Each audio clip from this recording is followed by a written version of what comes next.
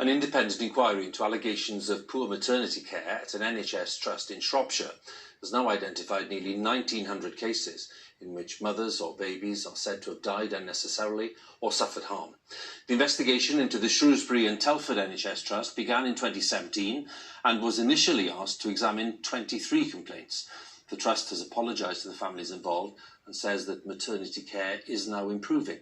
Our social affairs correspondent Michael Buchanan has the story. Kate Stanton-Davis died in 2009, just 6 hours old. Pippa Griffiths died in 2016, only a day old.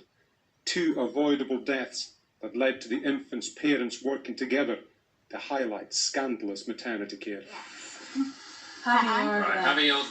The Stanton-Davis family initially raised concerns about 23 cases in 2017. Their efforts have now led to 1,862 families having their care examined. I couldn't have lived my life any other way after Kate's death. I couldn't not question what happened to her. And when I began to uncover what had happened, I couldn't stop asking questions and pushing for change. I couldn't be a different person. They've always blustered and covered up and lied and manipulated and not told the truth. Most of the cases before the independent review stemmed from the year 2000 to 2019. They include the preventable deaths of babies and mothers and children left with brain injuries. This clinical negligence lawyer is representing more than 60 families who brought claims against the Trust.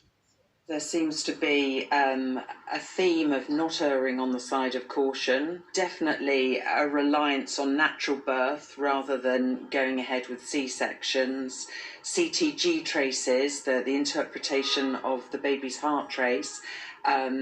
That's one of the most serious and frequent allegations and problems that we've seen.